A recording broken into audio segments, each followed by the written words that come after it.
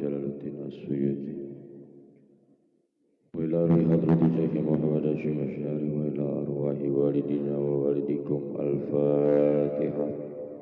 أعوذ بالله من الشيطان الرجيم. بسم الله الرحمن الرحيم. الحمد لله رب العالمين الرحمن الرحيم مالك يوم الدين. إياك نعبد وإياك نستعين. اهدنا الصراط المستقيم صراط الذين أنعمت عليهم غير المغضوب عليهم ولا الضالين. يا رب بالمصطفى بلغ مقاصدنا واغفر لنا ما مضى يا واسع الكرم. يا رب بالمصطفى بلغ مقاصدنا واغفر لنا ما مضى. محمد السيد الكونين والثقلين والفريقين من غرب ومن عجم. يا ربي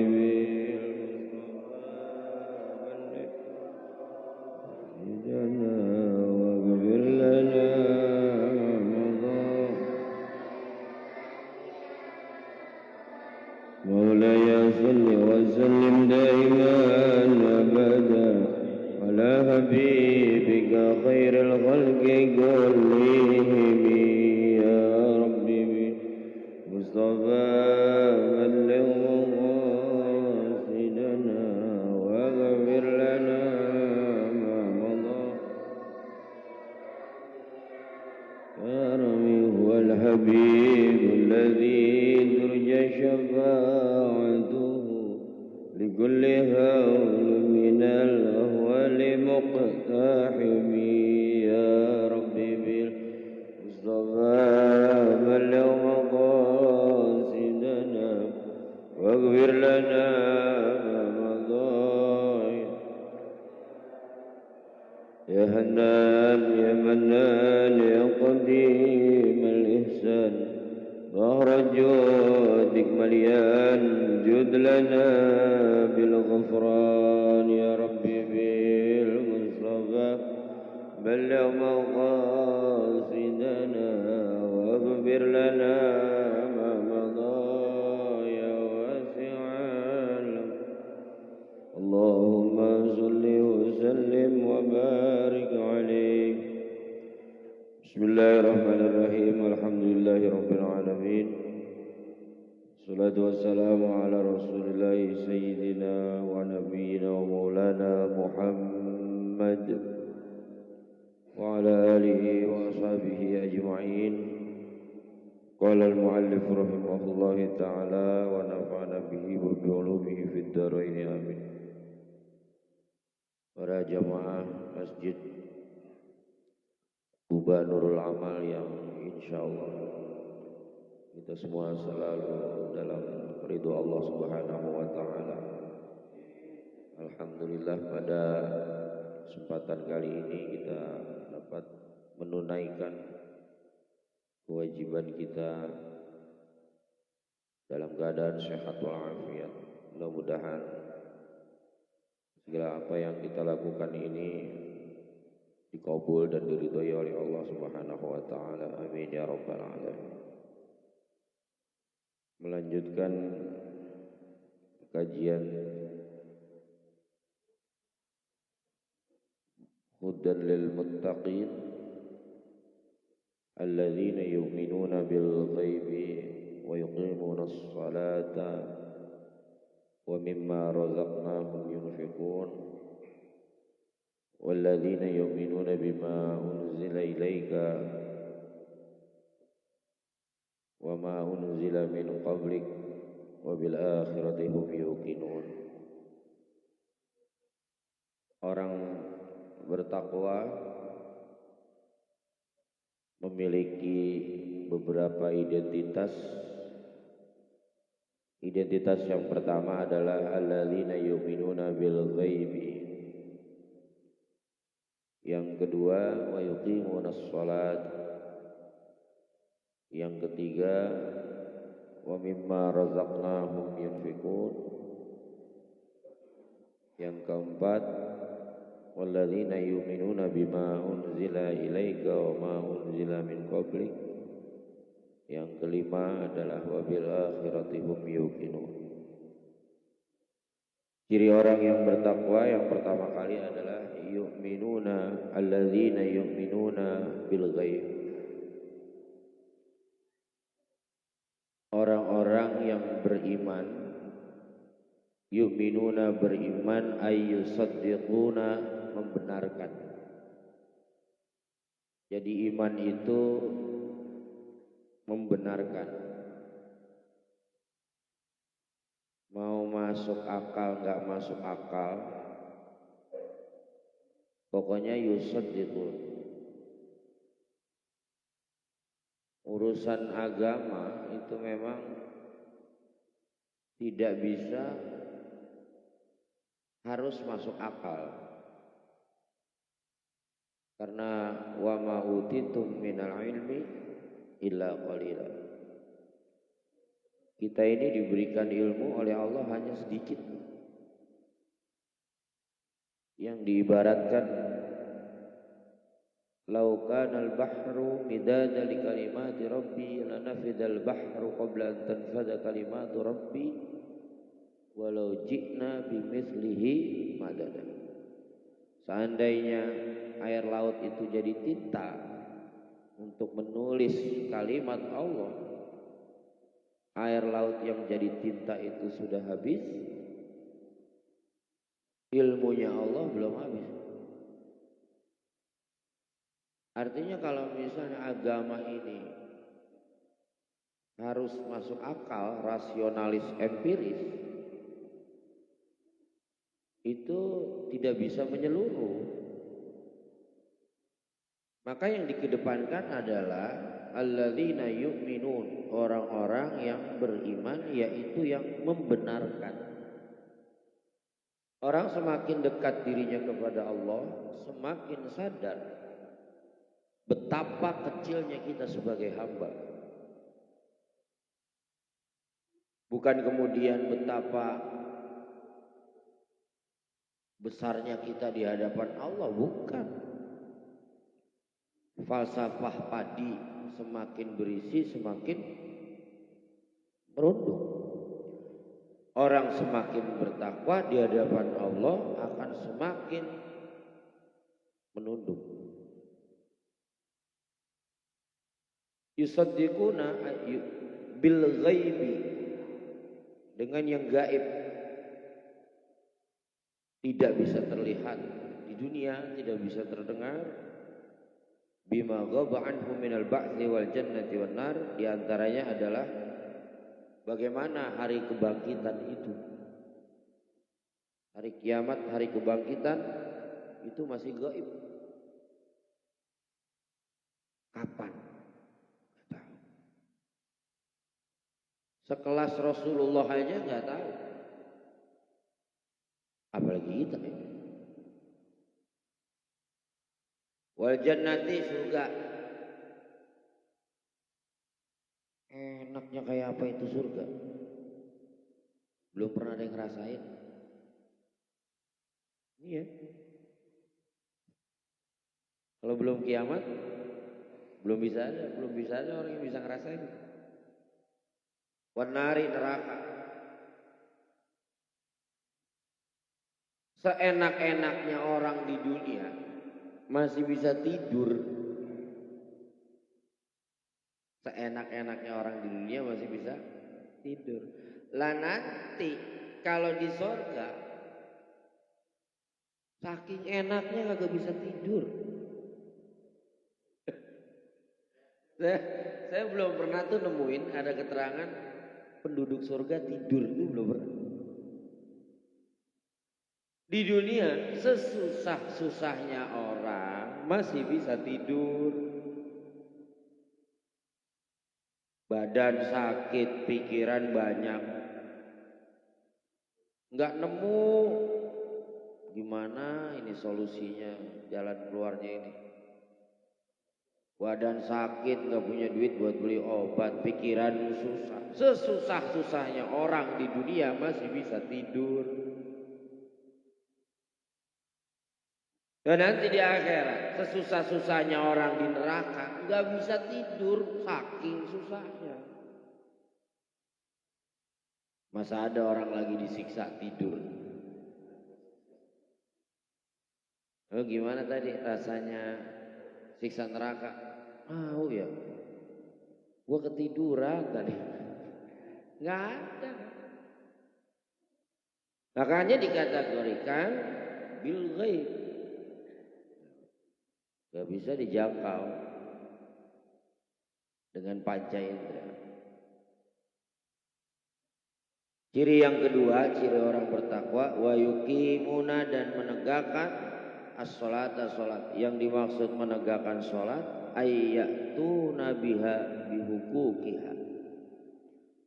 Ayyatuna yaitu mendatangkan sholat, bihukukiha dengan hak-haknya sholat. Yang dimaksud hak-haknya sholat ada dua. Satu bersifat zohiriyah, yang kedua bersifat batiniyah. Hak sholat yang berupa zohiriyah kasyuruti wal adabi wal arkan. Syarat apa? Hak sholat yang zohiriyah seperti syarat-syarat sholat. Ya wudu, muslim, itu kan diantaranya itu syarat sholat, berakal, balik. Syarat orang sholat kan gitu. Al-islamu Islam, wal bulugu balik. Ada orang Islam udah balik, belum tentu. Kalau syarat selanjutnya adalah wal aqlu, berakal. Ada orang Islam balik, cuman akalnya gak fungsi. Orang Islam balik, menggila, gak wajib sholat. Orang gila gak wajib sholat. Berarti kalau gak sholat, ya gila berarti. Itu syarat. Makanya saudara sekalian, al-aqlu, syarat berakal itu di sholat ada, di zakat ada, di puasa ada, di haji ada, di nikah ada. Pernah saya katakan, syarat orang beragama itu bukannya Quran. Syarat orang beragama bukan hadis, tapi syarat orang beragama itu adalah berakal. Sampai dikatakan, ad-dinu aqlun fala dina liman la aqla lahu. Agama itu adalah harus menggunakan akal. Maka tidak ada kewajiban orang yang tidak berakal untuk beragama. Syarat sholat. Wal adabu, adabnya sholat. Adab sholat itu bagaimana? Pakaian bersih. Rasulullah sukanya misalnya putih, pakai pakaian polos maksudnya. Apa boleh sholat pakai baju-baju berwarna-warni? Boleh. Yang suci, bersih. Nah kalau sholat pakai baju kaos oblong, boleh? Boleh. Cuman adabnya kurang gitu doang. Syarat terpenuhi, adabnya kudu. Jangan samain kita ketemu temen sama ketemu Allah. Gue mau datang ke rumah lo, ayo dah sini. Ya temen, ya terserah kita mau pakaian apa kek. Atau teman biasa ini mah datang, kita datang aja pakai kaos oblong. Ya, biasa aja. Tapi kalau kita bertamu ke rumah orang, lihat-lihat statusnya kan. Mau datang ke rumah RT nih, RT kan pejabat. Ya pantasnya jangan pakai kaos, jangan pakai celana pendek. Yang rapi. Datang ke rumah RW tinggian lagi, yang rapi lagi. Lagi datang ke rumah lurah, rumah camat. Maaf ya, maaf. Termasuk kan ada etika maulid. Kita kalau ngadain maulid Nabi itu kan berarti merayakan, memperingati hari lahirnya Nabi Muhammad SAW. Itu berpakaian yang bagus, bersih, bagus. Karena apa? Kita ini kan umatnya Nabi. Jangan kemudian muludan tuh pakaian santai, pakai kaos, pakai lepis, yuk bedain apa? Kita kan pengen ketemu Nabi. Terkadang itu orang itu gampangin. Yang penting makan bersih, yang penting makan suci. Model mah terserah. Ya nggak begitu, ada etikanya. Terkadang di hati saya, ya Allah, maafkan kami ya Rasulullah. Di antara ukuran orang soleh adalah orang yang bisa menempatkan pakaian dengan waktu dan tempat. Sekali lagi saya katakan, di antara orang soleh cirinya bisa menempatkan pakaian dengan waktu dan tempat. Kita mau ke ke mall, ilok pakai sarung. Ya baju koko. Ya enggak, pakaian apa? Ya pakaian ke pasar. Ke masjid pakaiannya apa? Khuzu zinatakum inda kulli masjid. Pakai pakaian yang terbagus setiap mau masuk masjid, karena menghadap Allah. Ya beda. Makanya itu, apa hukumnya khotib Jumat pakai celana? Kalau saya sih nggak fanatik, Pak, nggak fanatik. Khotib Jumat itu pakai celana. Kadang-kadang nggak jelas, ini celana apa sarung? Kan ada tuh sarung model celana atau celana model sarung. Saya sih nggak mengatakan itu jelek, salah, enggak. Cuma bilangnya ya kurang pantas lah. Seorang khotib loh, gitu kan?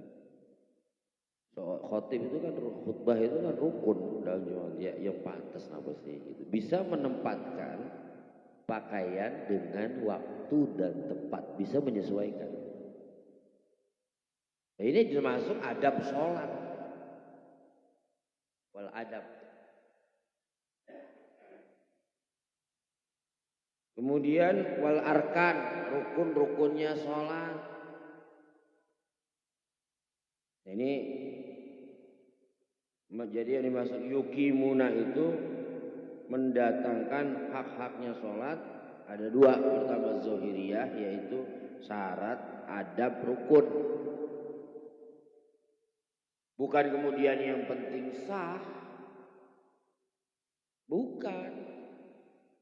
Lu sholat pakai baju partai, yang penting kan sah. Enggak begitu. Syaratnya dapat, adabnya enggak dapat. Kalau pakai pakaian partai, lu kampanye bodo amat. Lu lagi acara kampanye, kayak lagi acara partai, bodo amat. Ini lagi sholat, adab. Kan gitu. Terus kemudian rukun-rukunnya sholat. Itu ntar kajiannya gak fikih dah itu. Apa aja rukun sholat. Yang kedua, haknya sholat secara batiniah. Apa hak sholat secara batiniah? Wal batiniyatu kal khusyu'i wal khudu'i wal ikhlas. Menegakkan sholat, mendatangkan hak sholat secara batiniah, yaitu pertama khusyuk. Kata Nabi, sholatlah kamu seolah-olah kamu melihat Allah. Kalau kamu nggak bisa melihat Allah, ingat Allah lihat kamu. Khusyuk itu bagaimana sih Pak Ustaz? Ya dihusuk-husukin aja. Memang berat. Saya loh Pak, belum pernah sholat khusyuk itu belum pernah. Kadang-kadang takbir kita udah beres banget takbir kita. Allah, Allah Maha Besar. Dadak aja pakai ingat yang macam-macam. Allah. Kunci motor gue taruh mana sih? Kadang-kadang kalau ada pertanyaan gimana caranya sholat khusyuk? Ya ada dua. Pertama, saya mengambil kias dari ikhlas. Ikhlas itu kan ada dua sebutan orang ikhlas. Pertama, mukhlas.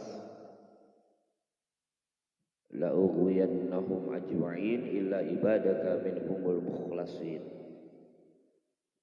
Kata setan, aku akan goda mereka semua manusia kecuali hamba-hambamu yang mukhlas. Mukhlas itu bentuknya isim maf'ul. Hamba yang disetting bisa ikhlas. Enggak belajar, natural. Dia memang disetting oleh Allah bisa ikhlas. Ini jarang orang ada gitu. Pak Haji kok kalau sholat itu mikirin apa? Enggak mikirin apa-apa. Lah caranya bagaimana Pak Haji? Ya emang ngapain dipikirin? Itu berarti dia mukhlas. Ya kan? Kalau disamakan dengan khusyuk, berarti hamba yang disetting bisa khusyuk. Yang kedua ada mukhlis. Mukhlis itu wa ma umiru illa liya'budullaha mukhlisin. Di dalam mereka diperintah untuk menyembah kepada Allah secara ikhlas. Mukhlis itu bentuknya isim fa'il. Mukhlis orang yang memaksakan diri supaya ikhlas. Jadi dia maksain diri supaya ikhlas. Tadinya nggak ikhlas, dirinya dia paksain. Lebih berat mana? Ya berat mukhlis. Orang yang melawan hawa nafsu. Kalau disamakan dengan khusyuknya sholat, berarti orang yang kedua caranya khusyuk adalah orang yang memaksakan diri supaya khusyuk. Dikhusyuk-khusyuk. Saya ini ngertinya, saya tuh bisa khusyuk. Kalau apa yang saya baca saya paham. Nah, terus caranya? Caranya ya kita lihat aja terjemahnya ayat. Fatihah itu dengan menyebut nama Allah Maha Pengasih lagi Maha Penyayang. Segala puji bagi Allah yang menguasai seluruh alam. Nah, berarti setiap yang kita baca, kita tahu apa yang kita baca, dan itu akan membuat kita untuk khusyuk. Jadi khusyuk itu. Maka lebih jarang orang yang mukhlas, yang disetting bisa ikhlas, yang disetting bisa khusyuk sendiri itu jarang. Kebanyakan kita ini mukhlis, memaksakan diri supaya ikhlas, memaksakan diri supaya khusyuk. Nah terus kalau orang sholat nggak khusyuk bagaimana? Kita sudah menjalankan perintah Allah, tetapi kita harus terus berusaha supaya lebih khusyuk. Orang sholat modelnya Nabi, para sahabat itu nggak ada sekarang. Mungkin bapak-bapak, adik-adik pernah dengar ya, Ali bin Abi Thalib itu kena tombak, kena panah apa tombak, berdarah-darah. Terus Ali bin Abi Thalib ini pengen tahu, pengen ngetes khusyuknya dia dalam sholat itu gimana. Dia pesan sama temannya, sahabat yang lain, ntar kalau saya sholat, coba cabut ya anak panah yang nempel atau tombak yang nempel itu. Buat apa Ali? Saya pengen tahu sholat saya. Kalau saya masih merasakan sakitnya anak panah itu ditarik dari badan saya, berarti saya tidak khusyuk. Jadi dia sholat, begitu sholat ditarik, kan sakit. Begitu selesai sholat, dia nanya, udah dicabut? Udah. Kok nggak berasa? Oh berarti dia khusyuk. Andai kata lagi sholat dicabut, sakit. Aduh, oh berarti udah nggak khusyuk, batal lagi. Itu anak panah tombak. Kita kadang-kadang baru nyamuk aja udah. Udah gua apa gatel apa? Masya Allah, berat. Berat. Ya pokoknya kita baru sampai derajat orang yang ya sholatnya ya dikhusyuk-khusyukin udah, semampu kita aja udah. Saya kalau boleh mau menyamakan itu di akhirat nanti itu ya maaf ya jangan salah paham. Allah itu menilai kita kayak guru. Guru itu kan ada setiap kenaikan kelas kan rapat. Murid kan ada dua model. Ada murid pinter tapi nakal. Murid pinter tapi nakal. Itu setiap ulangan nilainya bagus. Ulangan tengah semester nilainya bagus. Ulangan akhir semester nilainya bagus. Cuman jarang masuk. Tapi kalau ulangan itu nilainya bagus. Jarang masuk. Terus sama teman suka jahil.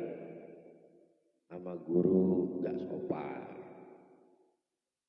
Guru di depan jalan nyelonong tanpa permisi. Gak pernah salaman. Kalau masuk kelas telat mulu. Seragamnya gak sesuai. Ya, tapi pinter. Nah yang kedua ada murid itu gak pinter. Biasa-biasa tapi disiplin. Umpama bel jam 6.45, jam 6.30 dia udah datang. Ketemu guru salaman. Bahasanya sopan, gak jahil, gak apa. Gak pernah ganggu teman. Gak pernah ngambil pensil atau apa. Waktunya sholat jamaah ya jamaah. Cuman memang otaknya lambat. Iya otaknya lambat. Kasih ulangan itu nilainya 30. Soal 10 betul 3. Terus ulang lagi nak ulang remedial. Begitu diulang sama. Remedial. Dikasih ulangan lagi sama. Sampai dikasih ulangan lagi, Pak. Saya jangan dikasih lagi, Pak. Udah nyerah. Saya kemampuan saya cuma segitu dong. Terserah Bapak aja mau naik kelas atau enggak. Ini kayak orang sholat jadinya. Orang sholat kan ada dua model. Ada orang bisa sholat khusyuk, tapi habis itu udah nggak sholat lagi. Lah model kita khusyuknya nggak bisa, tapi tiap waktu kita rajin. Kita ini ibarat murid yang model kedua tuh. Iya, nggak pinter tapi rajin. Ini kan gurunya sayang. Ini ada anak nggak pinter ya memang udah Allah kasih segitu. Tapi kan penilaian itu berdasarkan apa? Absensi, keaktifan dan tingkah laku. Ini gurunya sayang. Ya sudah anak itu naikin saja. Salahnya penilaian pendidikan di negara kita itu selalu menilai dengan psikomotorik. Dengan hasil yang dia bisa. Padahal yang dipentingkan adalah hasil dari aksi. Percuma punya anak pinter tapi bandel. Pinter tapi gak tahu sholat jamaah. Tahu dalil tapi gak ngamalin. Mendingan ngamalin gak tahu dalil. Ini gurunya saya. Model yang pertama, yang pinter tapi nakal, bandel, absen, jarang masuk, sekalinya masuk telat, seragamnya nggak pernah pas dengan harinya. Udah yang begini nggak usah dinaikin. Nggak usah dinaikin yang begini. Khusyuk mah khusyuk sholat, cuma setahun 2 kali. Lebaran doang, Idul Fitri, Idul Adha doang. Ya kalau lagi sholat Idul Fitri itu khusyuk. Idul Adha itu khusyuk, tapi yang lain enggak. Lah mendingan apa? Murid model 2. Enggak khusyuk, ya cuma datang mulu. Absennya rajin. Ini kan gurunya saya, udah naikin. Kesalahan kita itu kan selalu apa? Ngelihat anak-anak itu dari ranking. Nah, dan kesalahan di kita juga, pembuatan ranking itu memakai penilaian otak, psikomotorik, bukan penilaian afektif, penilaian tingkah laku. Mestinya anak yang rendah IQ-nya tapi tinggi pengamalannya, itu yang harus dikasih ranking tinggi. Karena di hadapan Allah adalah yang takwa. Takwa itu sifatnya aksi semua. Percaya kepada yang gaib, menegakkan sholat, membayar zakat, aksi semua. Walaupun gak ngerti ilmunya sholat, walaupun gak ngerti ilmunya zakat, karena yang dipentingkan aksi. Ibadah, syahadat itu adalah qauliyah, batiniyah. Sholat itu gerakan dan lisan dan hati. Zakat itu maliyah, harta. Haji coba deh, paling tinggi puncaknya. Haji itu nggak ada satupun bacaan yang wajib dibaca ketika haji dan umroh. Semua bacaan dalam ibadah haji dan umroh hukumnya sunnah. Jadi umpama tawaf, diem aja sah. Kalau orang mau pergi haji, suruh ngapalin doa haji, ya kagak berangkat. Lamaan, banyak banget. Ya udah sebisanya aja. Lagi tawaf bacanya subhanallah walhamdulillah wala ilaha illallah wallahu akbar. Lagi sa'i baina sofa wal marwah bacanya subhanallah walhamdulillah wala ilaha illallah wallahu akbar. Bacanya cuma itu aja. Ya sah. Karena haji itu ibadah physically. Ibadah fisik, ibadah aksi. Nah, orang di hadapan Allah itu yang penting aksinya. Walaupun gak ngerti ilmunya gak apa-apa. Orang bodoh rajin ibadah lebih mulia daripada orang alim tapi malas. Tahu ya? Orang bodoh rajin ibadah itu lebih bagus dalam pandangan Allah daripada orang alim tapi malas. Dia itu ke masjid mah nggak ngerti ilmu sembahyang. Dia bagus daripada lu. Datangnya juga jarang-jarang. Saya takutnya begitu. Kayaknya mohon maaf. Saya juga pernah kadang-kadang tuh mulut usil banget. Itu dia jangan azan itu. Memang apa? Suaranya jelek. Ya bagusan dia daripada lu yang bagus diam aja. Kan gitu kan. Maka gurunya tuh yang tadi model 2 saya. Maka sekarang itu kan di sekolahan ranking itu kan dihilangin. Karena angka itu berhala, Bang.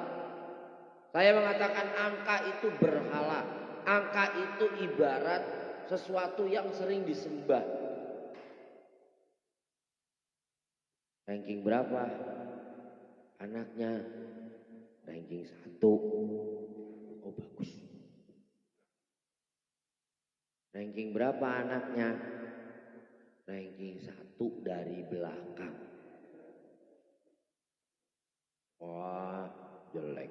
Padahal yang ranking 1 dari depan belum tentu pengamalannya lebih bagus daripada yang ranking 30 dari belakang. Ini saya bersaksi ya. Di daerah, mudah-mudahan Allah ampuni saya. Di daerah Cinere, saya punya saudara. Masih saudara. Allah kasih IQ dia itu sangat rendah. Rendah.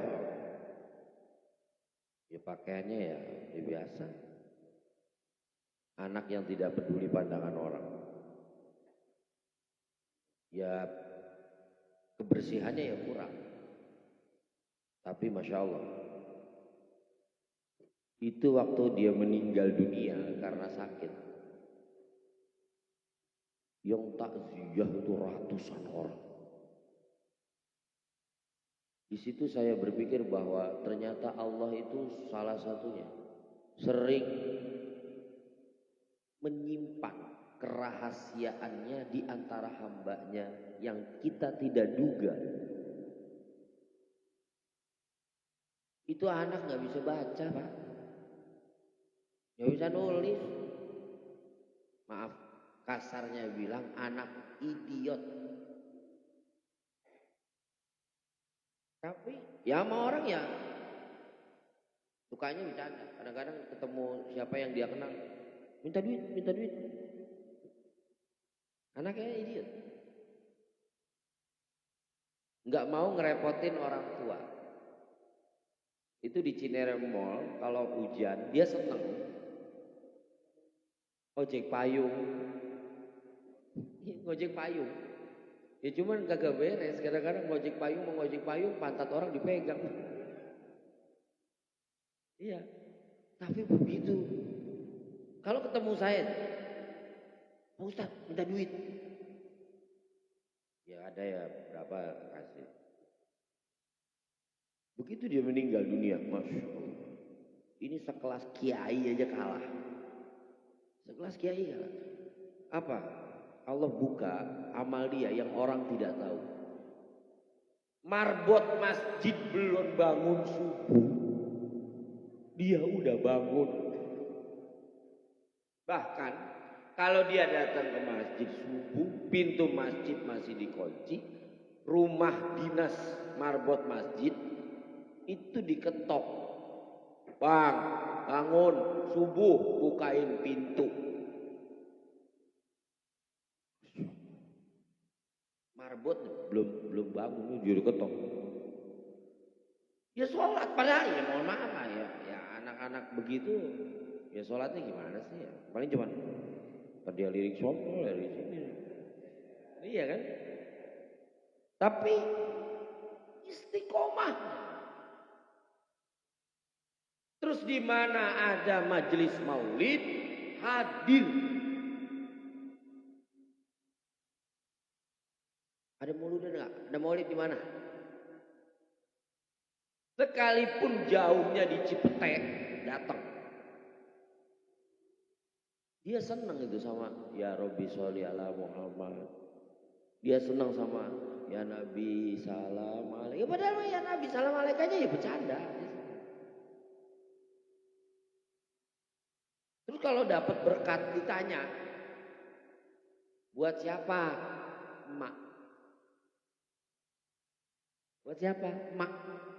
Selalu emak dia jawab. Begitu meninggal dunia. Allah buka kemuliaan dia dengan istiqomahnya dia. Oh, sekelas kiai kalah Pak yang takziah. Ratusan orang dari malam pertama sampai ke-7. Ibaratnya yaitu Allah kadang-kadang menyimpan rahasia kewalian seseorang yang di dalam pandangan kita ini sepele. Makanya itu kita nggak boleh merasa diri kita paling benar kan. Fala tuzakku anfusakum wa huwa a'lamu biman ittaqa. Jangan kamu merasa dirimu paling suci karena sesungguhnya Allah Maha tahu siapa di antara hambanya yang paling bertakwa. Oleh karena itu kita itu kun tol taliban istiqomah wala takun talibal karomah. Jadilah kamu pencari, maksudnya pencari ridho Allah itu yang istiqomah, jangan yang cari karomah. Nikmati saja prosesnya, hasil atau tidak urusan Allah. Jadi orang yang istiqomah, jangan jadi orang pencari karomah. Kita kan tidak tahu. Ya udah, sholat aja jamaah. Bagaimana nanti itu Allah punya penilaian. Luar biasa. Disitulah bahwa secara batiniah itu ya tentang sholat itu tadi al-khusyuk. Jadi penilaiannya itu berdasarkan afektif, penilaian perilaku. Makanya Allah bilang, Nabi bilang, innallaha la yanzuru ila suwarikum wa ajsamikum wa amwalikum walakin Allah yanzuru ila qulubikum. Allah enggak lihat kamu tuh bentuknya kayak apa. Allah enggak lihat badanmu itu kayak apa, keker apa kurus, enggak. Allah enggak lihat berapa harta kamu. Tapi yang Allah lihat adalah hatimu. Jadi secara dalam pandangan Allah bukan kuantitas, tapi adalah kualitas.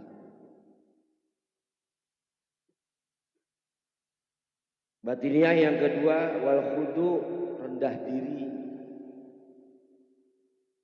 Rendah diri hanya kepada Allah. Jangan rendah diri, jangan merasa diri besar. Kita kan doa kita begini, Allahumma ja'alni syakura wa ja'alni sabura fi aini saghira wa fi a'yunin nasi kabira. Ya Allah, jadikan saya ini hamba yang pandai bersabar, hamba yang pandai bersyukur. Menurut diri saya kecil, tapi menurut Allah besar. Jangan terbalik. Menurut kita besar, menurut Allah kecil terbalik. Itu namanya enggak khudu, enggak rendah diri. Wal ikhlasi, salatnya itu ikhlas. Karena Allah begitu. Nah, makanya kuncinya ikhlas itu kan lillahi ta'ala. Usolli fardhul isya arba rakaatin mustaqbil kiblati adaan makmuman lillahi ta'ala. Bacaan saya karena Allah, dirinya saya karena Allah, rukuknya saya karena Allah, sujudnya saya karena Allah, bukan yang lain. Terus kemudian begitu takbir kita janji lagi. Kan kalau sebelum sholat kan udah mustaqbilal kiblat, menghadap kiblat. Tapi kalau udah sholat bukan lagi menghadap kiblat kita. Allahu Akbar. Inni wajjahtu wajhiya. Saya hadapkan wajah saya lilladzi fataras samawati wal ard, kepada zat yang menguasai langit dan bumi. Itu kan perjanjian kita agar menjadi orang yang ikhlas. Jadi sebelum sholat mustaqbilal kiblat kita baca, kita madhab kiblat. Tapi kalau udah sholat bukan lagi madhab kiblat, tapi sudah menghadap kepada Allah Subhanahu wa taala. Ya, jadi haknya sholat, ciri orang bertakwa adalah menegakkan sholat, yaitu adalah menjalankan haknya. Haknya sholat ada dua, hak sholat secara zahiriyah, yaitu rukunnya, adabnya, syaratnya dipenuhi. Yang kedua, hak sholat secara batiniah, khusyuk, khudu, rendah diri, dan juga ikhlas. Mudah-mudahan kita selalu bisa memperbaiki sholat kita sehingga tercapai yang namanya as-sholah mi'rajul mu'min. Sholat itu adalah mi'rajnya orang yang beriman. Mudah-mudahan manfaat. Al-Fatihah. A'udzubillahi minasyaitonir rajim. Bismillahirrahmanirrahim. Alhamdulillahirabbil alamin arrahmanir rahim maliki yaumiddin. Iyyaka na'budu wa iyyaka nasta'in ihdinas siratal mustaqim. Siratal ladzina an'amta 'alaihim ghairil maghdubi 'alaihim waladdallin. Kurang lebihnya mohon maaf. Assalamualaikum warahmatullahi wabarakatuh.